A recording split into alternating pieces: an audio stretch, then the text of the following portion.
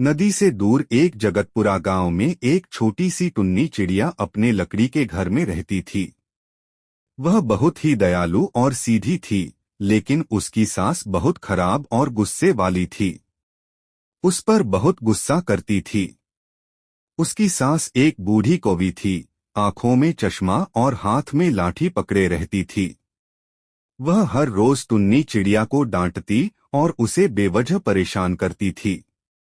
एक दिन गुस्से में सास चिल्लाई, जा मंडी से सब्जी लेकर आ, मुझे भूख लगी है। टुन्नी चिड़िया चुपचाप सिर झुकाकर उड़ती हुई सब्जी मंडी चली गई। वह बैंगन, मूली, मेथी, टमाटर और कई तरह की सब्जियां लेकर वापस अपने घर की तरफ आई। घर आते ही सास गुस्से से बोली, इतना समय लगा दिया, मैं भूखी रह गई। टुन्नी ने धीरे से कहा, माँ जी, मंडी में बहुत भीड़ थी। गुस्से में सास दूसरे कमरे में चली गई, रेडियो चलाकर पलंग पर लेट गई। इधर टुन्नी चिड़िया ने आंसू पोंछकर चूल्हा जलाना शुरू किया। टुन्नी बहुत थक गई थी। वह चूल्हे पर आलू मेथी की सब्जी पकाने लगी और चुपचाप काम करती रही। फिर उसने सास के लिए गरम-गरम पराठे बनाए।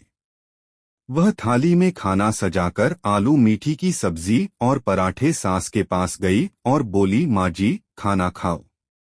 सास ने खाना खाया और अचानक गुस्से में थाली फेंक दी। टुन्नी डर गई और उसकी आंखों से आंसू बहने लगे। सास फिर बोली, जा कुएं से पानी भर कर ला। टुन्नी चिड़िया बाल्टी लेकर उड़ती हुई रात में कुएं की ओर चली गई। वह कुएं के पास बैठकर सोचने लगी, मेरी सास मुझ पर इतना गुस्सा क्यों करती है। उधर उसकी चालाक सास पीछे से रसोई घर में जाकर सारा खाना खा गई। सब कुछ खत्म कर देती है और खुश हो जाती है। टुन्नी ने बाल्टी में पानी भरा और धीरे धीरे उड़कर घर वापस आई। फिर वो देखती है।